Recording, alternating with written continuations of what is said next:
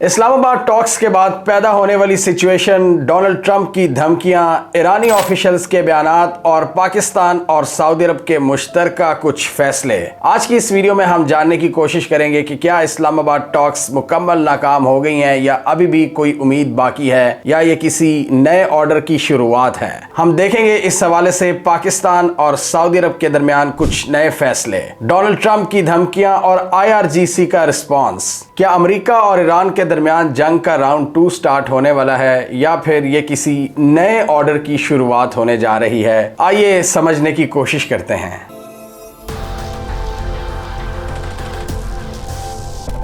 तो जब भी इस तरह की बड़ी डेवलपमेंट्स होती हैं तो आपको कड़ियां मिलानी पड़ती हैं। आप ये नहीं कह सकते कि ये टॉक्स एब्सोल्युटली फेल होगी या नाकाम हो गई, इसमें बीच के रास्ते निकालने होते हैं। अब जैसे कल हमने जेडी वेंस के बयान में एक चीज क्या ढूंढी, उन्होंने कहा कि अच्छी बात यह है कि हम दोनों के दरमियान मुज़ाकरात हुए हैं लेकिन डील नहीं हो सकी। इसी तरह ईरानियन ऑफिशियल्स ने क्या कहा कि दोनों साइड्स ने एक ही टेबल पर फेस टू फेस बैठकर अपने पॉइंट्स एक दूसरे को बता दिए हैं। यानी ये एक नई शुरुआत हो सकती है, जबकि बहुत से ऐसे लोग जो कि चीजों को सतही तौर पर देख रहे हैं वो कह रहे हैं मुज़ाकरात फेल हो चुके हैं। और इससे पाकिस्तान को जो सबसे बड़ा बूस्टर मिला है, पाकिस्तान का एक सॉफ्ट इमेज पूरी दुनिया को गया है। वो भारत जिसने हमें दहशतगर्द बनाकर रखा हुआ था और बहुत से वेस्टर्न मीडिया ने भी, पाकिस्तान ने दुनिया को दिखा दिया है कि हमारे शहर खूबसूरत हैं, हमारे लोग खूबसूरत हैं। पाकिस्तान का नाम पूरी दुनिया के नक्शे पर उभरा है और एक पॉजिटिव वे में। और भारत के पाकिस्तान को आइसोलेट करने के ख्वाब भी तितर बितर हो गए हैं और लॉन्ग टर्म तक इसके पॉजिटिव इम्पैक्ट्स रहेंगे।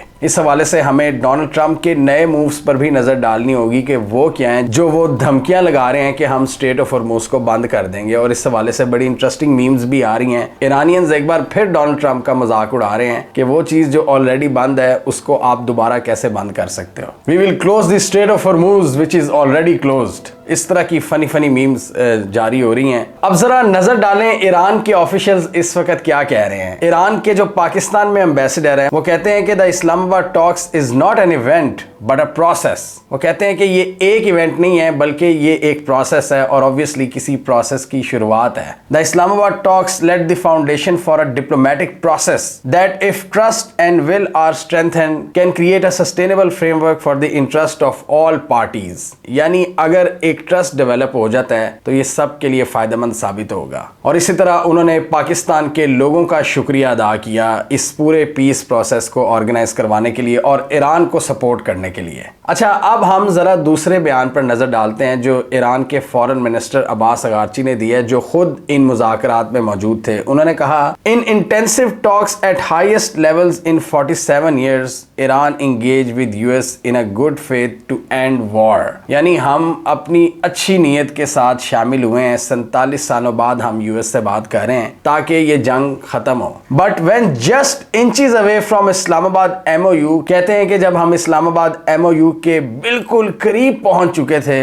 वी इनकाउंटर्ड मैक्सिमलिज्म यानी अमेरिका का टिपिकल रवैया कि ये करना होगा और ये छोड़ना होगा। ऐसी डिमांड जो अगला पूरी ना कर सके, जो अगले के लिए पूरी करना नामुमकिन हो। Shifting goal post and blockade. उसके बाद अमेरिकन्स ने गोल पोस्ट को बदला और अब ब्लॉकेट की बात कर रहे हैं। 0 lessons earned, goodwill begets goodwill, enmity begets enmity. और इसी तरह ईरान के प्रेसिडेंट मसूद पेजेश्कियान का यह पैगाम आया कि if the American government abandons its totalitarianism and respects the rights of the Iranian nation, ways to reach an agreement will certainly be found. यानी अमेरिकन गवर्नमेंट अगर दूसरों के हकूक की भी इज्जत करे तो बहुत से मामला हल हो सकते हैं। और दूसरी तरफ डोनाल्ड ट्रंप क्या कह रहे हैं कि अब हम स्ट्रेट ऑफ हॉर्मुज़ को ब्लॉक कर देंगे और वो कश्तियां जो ईरान को टोल टैक्स देकर आ रही होंगी, हम उनको स्ट्रेट ऑफ हॉर्मुज़ से गुजरने नहीं देंगे। और ईरान की जो कश्तियां हैं जो वो तेल लेकर एशियाई मार्केट्स की जानिब जा रही होंगी, हम उनका रास्ता भी ब्लॉक कर देंगे। डोनाल्ड ट्रंप का जो पहला बयान आया उसमें उन्होंने कहा कि स्ट्रेट ऑफ हॉर्मुज़ से आने वाली हर कश्ती को हम ब्लॉक करेंगे। लेकिन उसके बाद अमेरिका के जो नैरेटिव में थोड़ी सी चेंज देखी है और जो उनकी नेवी एसेंट कॉम यानी उनकी मिलिट्री का पार्ट है, उन्होंने कहा कि हम सिर्फ उन कश्तियों को रोकेंगे जो ईरानियन पोर्ट से आ रही होंगी। और इसके अलावा उन्होंने उन कश्तियों का भी जिक्र नहीं किया जो ईरान को टोल टैक्स देकर आ रही होंगी, जो डोनाल्ड ट्रंप के ओरिजिनल बयान में था कि जो ईरान को टैक्स भी देके आ रही होंगी हम उनको भी रोकेंगे। लेकिन सेंटकॉम ने कहा है कि जो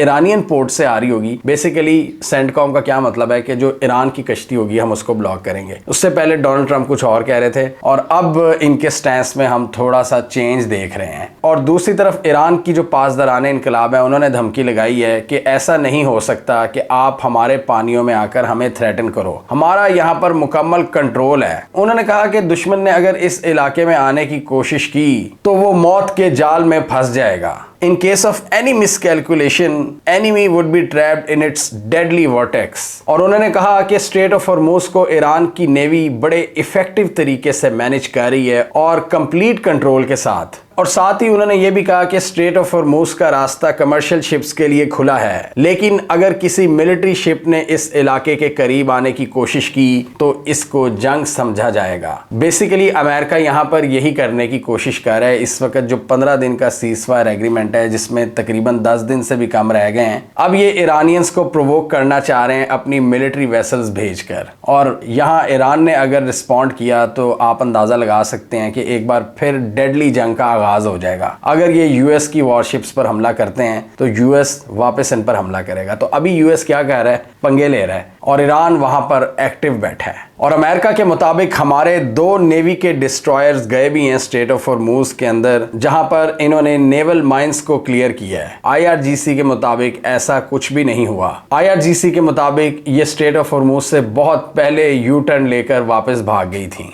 अब इस सारी डेवलपमेंट की वजह से क्या हुआ है, पहले जो एक पॉजिटिव एनवायरनमेंट बना हुआ था, मार्केट्स को कोई तसल्ली आई थी, ऑयल की प्राइसेस थोड़ी गिरी थी, एक बार फिर मार्केट्स में भौचाल क्रिएट हो गया है, स्टॉक मार्केट्स फिर गिर गई हैं, ऑयल की जो प्राइस है वो ऊपर चली गई है। तो इस सारी सूरत हाल में अब क्या खबरें आ रही हैं कि ये जो गल्फ स्टेट्स हैं ये अब स्ट्रेट ऑफ हॉर्मूज को फिलहाल टाटा बाय बाय का सोच रही हैं। स्पेशली सऊदी अरब की बात करें और सऊदी अरब की जो ईस्ट टू वेस्ट पाइपलाइन है उनके मुताबिक हमने इसको फुली रिस्टोर कर लिया है, फुली फंक्शनल कर दिया है। यानी इसका क्या मतलब है, ईस्टर्न साइड इनकी स्ट्रेट ऑफ हॉर्मूज को लगती है, वेस्टर्न साइड बाबुल मंडब स्ट्रेट को। यानी सऊदी अरब के मुताबिक अब इनकी जो एक्सपोर्ट्स हैं वो बाबुल मंडब के रास्ते को क्रॉस करेंगी अगर वहां पर हुसीज इनके लिए कोई ट्रबल क्रिएट नहीं करते। वो एक अलग मसला है हुसीज का। और इस पाइपलाइन को पूरी तरह से फंक्शनल करने के बाद सऊदी अरब अब यहां से तकरीबन डेली बेसिस पर 7 मिलियन बैरल ऑयल पंप कर रहा है। ये पाइपलाइन पर्शियन गल्फ को रेड सी से मिलाती है सऊदी अरब के जरिए। सऊदी अरब की ज्योग्राफी और बड़ी लैंड की वजह से इनको ये फायदा है कि इनके पास 2 चोक पॉइंट्स हैं तिजारत के लिए, एक स्ट्रेट ऑफ हॉर्मूज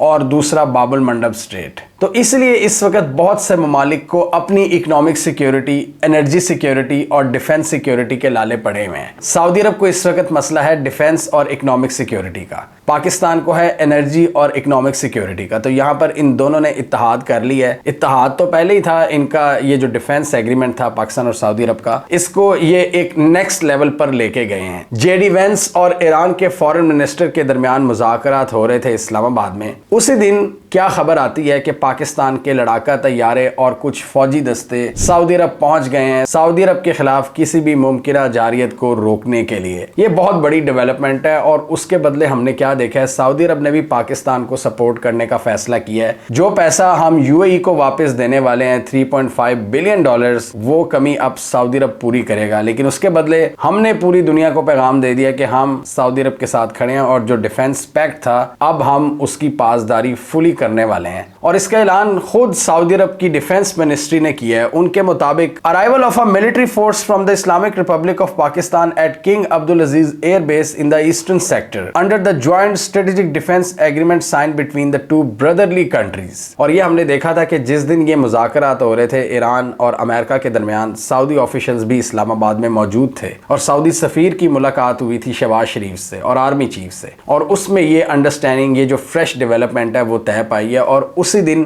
पाकिस्तान के लड़ाका तैयारे वहां पहुंचे हैं। इसमें फाइटर जेट्स के साथ साथ पाकिस्तान ने सपोर्टिंग एयरक्राफ्ट भी भेजे हैं ताकि पूरा जो सिस्टम है वो कंप्लीट हो, पूरा इकोसिस्टम। और एक इंटरनेशनल जरीदे को एक पाकिस्तानी ऑफिशियल ने नाम ना जाहिर करने की बुनियाद पर यह बताया है कि हमारे जो तैयारे वहां पर गए हैं वो किसी को अटैक करने नहीं गए, वो सिर्फ डिफेंसिव पोजीशन वहां पर लेंगे। यानी अगर कोई हमला किया जाता है, और इस कॉन्फ्लिक्ट के दौरान हमने देखा है ईरान की तरफ से सऊदी अरब पर अटैक्स किए गए हैं, लेकिन बेसिस पर ईरान ने सऊदी अरब पर उस तरह के हमले नहीं किए जो उसने यूएई और बहरेन पर किए हैं। सऊदी अरब की जो प्रिंस सुल्तान एयर बेस थी वहां पर ईरान ने इनके रीफ्यूलिंग एयरक्राफ्ट्स को निशाना बनाया, एवॉक्स तैयारे को निशाना बनाया और अमेरिका का बड़े पैमाने पर नुकसान किया। और ईरान का नैरेटिव यही था कि जब तक ये गल्फ ममालिक अमेरिकन मिलिट्री बेसिस को होस्ट करते रहेंगे, ये भी इस जंग का पार्ट हैं और ये हमारे हमले भी फेस करते रहेंगे। अब मजे की बात यह है कि पाकिस्तान ने यहां पर बड़ा जबरदस्त तरीके से बैलेंस करने की कोशिश की है। उस वक्त भी जब जंग का तीसरा दिन था, इसहाक डार ने बड़ा पोलाइटली रिमाइंड करवाया ईरानियंस को कि हमारा डिफेंस पैक्ट है सऊदीज के साथ, तो आप जरा यहां पर एहतियात करना। और जब जंग का तीसरा दिन था, आज से तकरीबन 1 माह पहले इसहाक डार डिप्लोमेसी कर रहे थे, तो उस वक्त इसहाक डार ने यह भी बताया था कि ईरान ने भी गारंटीज मांगी थी कि सऊदी अरब की सॉइल से हम पर हमला ना हो। तो पाकिस्तान ने वहां पर डिप्लोमेसी की और फिर ये जो टॉक्स में अपना किरदार अदा किया। पाकिस्तान ने भरपूर कोशिश की है कि ये मामला डी एस्केलेट हो जाए और ईरान और सऊदी अरब की स्पेशली लड़ाई ना हो, क्योंकि ये चीज पाकिस्तान को कॉम्प्लिकेटेड पोजीशन में डालती है। तो पाकिस्तान ने पहले वहां डिप्लोमेसी की, और अब जब ये पीक डिप्लोमेसी चल रही थी यूएस और ईरान के दरमियान, पाकिस्तान ने इस दौरान अपनी मिलिट्री फोर्स भेजी है सऊदी अरब, जो सिंबॉलिकली एक काफी पावरफुल जेस्चर है और पैगाम है मोस्ट प्रोबेबली ईरान के लिए कि अगर वहां से हमले किए जाते हैं सऊदी अरब की ऑयल फील्ड्स पर, तो पाकिस्तान इन हमलों को काउंटर करने पर मजबूर हो जाएगा। हमने देखा था कि सीज फायर से पहले जब जंग अपनी पीक पर पहुंच रही थी, जब एनर्जी और सिविलियन इंफ्रास्ट्रक्चर पर अटैक्स शुरू हो गए थे, तब ईरान ने सऊदी अरब के जुबैल पेट्रोकेमिकल कॉम्प्लेक्स पर हमला किया था, जिसने काफी ज्यादा कंसर्न्स रेज कर दिए थे। और उसी रात इसहाक डार का भी बयान आया था कि यूएस और ईरान के दरमियान जो पोटेंशियल मुज़ाकरात हैं वो कोलैप्स होने वाले हैं। उन्होंने ना सिर्फ इस हमले का जिक्र किया था, बल्कि ईरान पर जो सिविलियन इंफ्रास्ट्रक्चर पर इजराइल बमबारी कर रहा था उसका भी जिक्र किया था कि ईरान और सऊदी अरब पर हमलों से ये टॉक्स कोलैप्स हो चुकी हैं। लेकिन फिर रात को शहबाज शरीफ की ट्वीट आती है, पाकिस्तान कोई डिप्लोमेसी करता है और ये दोनों साइड्स एक बार फिर तैयार हो जाती हैं। अब मसला ये है कि इन सारी जीसीसी कंट्रीज का अमेरिका के साथ एक दिफाई पैक्ट है जो बड़ा पुराना है, और उसमें ये मिलकर चलते हैं, और कई कई जगहों पर इजराइल भी वहां पर आ जाता है, इनके साथ मिलकर काम करता है। एयर डिफेंस सिस्टम्स की जो अप्रोच है, अमेरिका के ही एयर डिफेंस सिस्टम लगे हुए हैं इजराइल में भी और जीसीसी स्टेट्स में भी, तो इनको कहीं ना कहीं कोऑर्डिनेशन करनी पड़ती है। तो सऊदी अरब ने फिर भी कम से कम कोशिश की है इस जंग में इन्वॉल्व होने की, और इसका सबूत ये है कि जिस तरह हमने ईरान के हमले देखे हैं यूएई पर, यूएई के होटल्स, बड़े बड़ी बिल्डिंग्स जहां पर ईरान के मुताबिक सीआईए और मुसाद के लोग छुपे हुए थे। अब ये चीज सऊदी अरब में नहीं हुई, ये यूएई में हुई है, और यूएई इस सारी सूरत हाल की वजह से बहुत ज्यादा फ्रस्ट्रेटेड नजर आ रहा है, और उन्होंने अपनी फ्रस्ट्रेशन में पाकिस्तान को बुरा भला कहना शुरू कर दिया कि पाकिस्तान ने ईरान को इतना फैसिलिटेट क्यों किया है, पाकिस्तान ये टॉक्स क्यों करवा रहा है, ईरान को पनिश करना चाहिए हमारे साथ मिलकर। इस तरह की बातें अभी हमें नजर आ रही हैं उनके इन्फ्लुएंसर्स की जानिब से, उनके जर्नलिस्ट की जानिब से जो यूएई के हैं। और दूसरा शायद उनको एक गुस्सा ये भी है कि हम सऊदी अरब के करीब बहुत ज्यादा क्यों हो रहे हैं। तो इस सारी सूरत हाल में यूएई इजराइल के साथ खड़ा है किसी हद तक, और वो कह रहे हैं कि पाकिस्तान की जगह भारत को होना चाहिए था, जबकि भारत का कोई किरदार ही नहीं बनता इस पूरे रीजन में। पाकिस्तान और सऊदी अरब के दरमियान ये जो ताल्लुक है ये बाहमी शराकत दारी का है, यानी दोनों इससे फायदा उठाते हैं। पाकिस्तान अपनी डिफेंस एक्सपर्टीज इनसे शेयर करता है और सऊदी अरब इकोनॉमिकली पाकिस्तान को मदद करता है। और दूसरा, पाकिस्तान सऊदी अरब की मदद किस तरह करता है, बड़ी मिकदार में तेल खरीद कर। और वो अलग बात है कि सऊदी अरब अक्सर पाकिस्तान को डिफर्ड पेमेंट फैसिलिटी प्रोवाइड कर देता है कि अगर इस साल पैसे नहीं तो अगले साल दे देना, और इसके अलावा बैंक डिपॉजिट्स अलग हैं। सऊदी अरब के साथ एक और पाकिस्तान की जो इकोनॉमिक इंटेंगलमेंट है वो ये है कि हमारे बहुत से वर्कर्स हैं वहां पर, तकरीबन 25 लाख के करीब जो रिमिटेंस भेजते हैं सऊदी अरब से। और यूएई की बात करें, यूएई तो बहुत से पाकिस्तानियों के वीजे इस वक्त फारिग कर रहा है, कैंसिल कर रहा है। वो कमी सऊदी अरब पूरी कर सकता है, कतर पूरी कर सकता है। स्ट्रेट ऑफ हॉर्मुज में वेसल्स की जो ट्रैफिक है वो अभी तक पिछले लेवल्स पर बहाल नहीं हुई, ये इन्हीं थ्रेट्स की वजह से। तो इसलिए सऊदी अरब बाबुल मंडप का इस्तेमाल कर रहा है, उसने ईस्ट टू वेस्ट अपनी जो जो ऑयल पाइपलाइन है उसको पूरी तरह से फंक्शनल कर दिया है। और यहाँ पर पाकिस्तान को एक एज ये भी हासिल हो रहा है कि ईरान की पोर्ट्स पर कम एक्टिविटी होने की वजह से पाकिस्तान की जो गवादर और कराची पोर्ट्स हैं वो फुली फंक्शनल हुई हुई हैं और वहाँ पर अब दुनिया की कमर्शियल शिप्स का फोकस है। वो वहाँ आकर डॉक कर रही हैं और फिर वहां से अपने जो सफ़र हैं उनको रवां कर रही हैं एशिया की जानिब। पाकिस्तान इस कॉन्फ्लिक्ट के शुरू से ही बड़ा ज़बरदस्त बैलेंसिंग एक्ट करता है। पाकिस्तान ने जिस तरह पहले ईरानियंस को बड़ा पोलाइटली रिमाइंड करवाया कि हमारा सऊदी अरब से डिफेंस पैक्ट है और पाकिस्तान इस मामले में नहीं कूदा, क्योंकि ईरान से कन्फ्रंटेशन भी पाकिस्तान के मफाद में नहीं है। ईरान हमारा हमसाया है, उससे एक पुराना हमारा ताल्लुक है। तो ये मतलब तो नहीं है कि सऊदी अरब पर ईरान अगर हमले करेगा कि यूएस बेसिस है वहां पर तो पाकिस्तान भी जंग में कूद जाए। तो इसलिए पाकिस्तान बड़ा बैलेंस तरीके से आहिस्ता आहिस्ता चीजों को मैनेज करता हुआ है पिछले पूरे एक महीने को अगर हम देखें। और यहाँ पर पाकिस्तान ने एक और बड़ा जबरदस्त जेस्चर दिखाया है ईरानियन गेस्ट की जानिब कि पाकिस्तान एयरफोर्स ने जिस तरह स्कॉट किया है ईरानियन डेलीगेशन के तैयारे को, ना सिर्फ उनको लेकर आए बल्कि छोड़कर भी आए। जो थ्रेट्स थे इजराइल की जानिब से पाकिस्तान ने उनको नलीफाई किया है, क्योंकि दूसरा कैंप तो वो है जिसमें इस वक्त इंसानियत खत्म हो चुकी है। उन्होंने तो धमकी लगा दी थी कि हम इनके ये वापसी पर इनके डेलीगेशन के तैयारे को निशाना बना सकते हैं। तो पाकिस्तान ने वहां पर क्या किया, एक डिफेंसिव शील्ड एक्टिवेट की, ना सिर्फ अपने बॉर्डर्स को सिक्योर किया, पाकिस्तान की जो फिजाई हदूद है उसको सिक्योर किया, बल्कि ईरानियन डेलीगेशन को स्पेशल प्रोटोकॉल दिया है। तो जहां पाकिस्तान सऊदी अरब की मदद कर रहा है वहीं ईरान की भी मदद कर रहा है भरपूर तरीके से, क्योंकि दोनों ही पाकिस्तान के हमसाए हैं। और ना सिर्फ यहाँ पर कल्चर और हिस्ट्री है, बल्कि अगर फ्यूचर की बात करें तो इकोनॉमी भी कनेक्टेड है, एनर्जी सिक्योरिटी कनेक्टेड है और एनर्जी सिक्योरिटी का ताल्लुक इन दोनों मुल्कों से है। पाकिस्तान और ईरान की गैस पाइपलाइन है, वो अलग बात है कि वो कंप्लीट नहीं हो पा रही अमेरिकन सैंक्शंस की वजह से, वो कंप्लीट करनी चाहिए। सऊदी अरब से पाकिस्तान का तेल आता है, ईरान से हम थोड़ा बहुत डीजल भी लेते हैं, ईरान से बॉर्डर लगता है। अब सऊदी अरब का जो तेल आता है वो हिस्टोरिकली स्ट्रेट ऑफ हॉर्मूज से आता है। स्ट्रेट ऑफ हॉर्मूज इस वक्त ईरान के अंडर है, तो दोनों मुल्क ही इंपॉर्टेंट है। ये नहीं आप कह सकते कि कोई एक मुल्क इंपॉर्टेंट है। तो पाकिस्तान ने सऊदी अरब से जो अपनी एनर्जी सिक्योरिटी है वो भी पूरी करनी है, इसलिए पाकिस्तान